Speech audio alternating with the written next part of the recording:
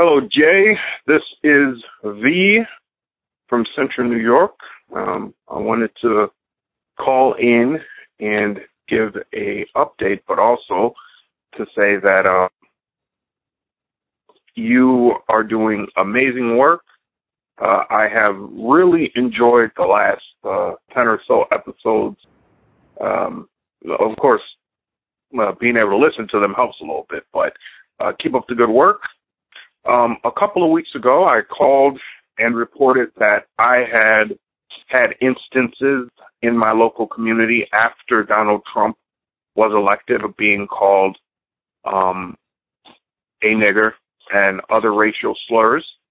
And while the hostility has not yet ended completely, I would like you and your listeners to know, and I think many of them probably will agree with this and have noted this themselves, but among the conservative elements of this community, including many of the most poorest people around me, they seem a little disillusioned by what has been going on in Washington with Mr. Trump, with the Republicans, and with the conservatives. Many of them, I am finding out firsthand from speaking to them, did not understand completely the benefits they had received from the government, whether it was federal, local, or state. And they are coming into what I can only describe as a crisis of consciousness, where they are looking, it seems, at the future and saying that they don't know if Mr. Trump or the Republicans are going to be able to make better the future. And this to me was shocking.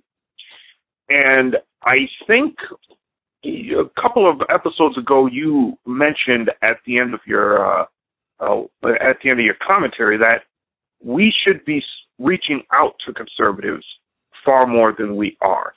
And I have been doing this for years. It's really something that I take up from Dr. King. But we, as people on the left, I consider myself a bit more radical than the left.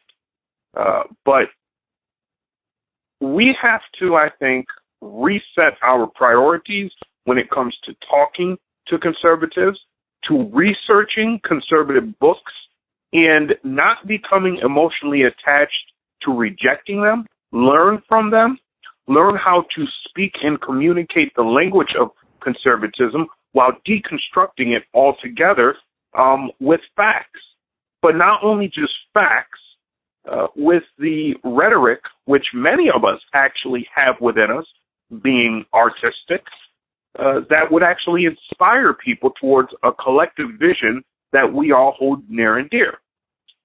We are actually presented with a great opportunity to do this. Young people who champion themselves as conservatives, I'm talking about people in their 20s, are even facing a crisis.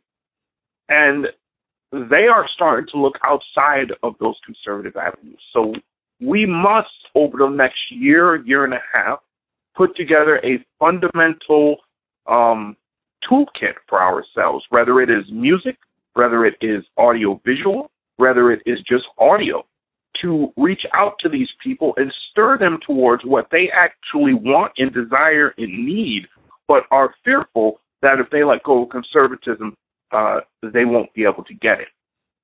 That is my update and my suggestion. Keep up the good work. I will talk to you and your listeners hopefully sometime in the future. Peace.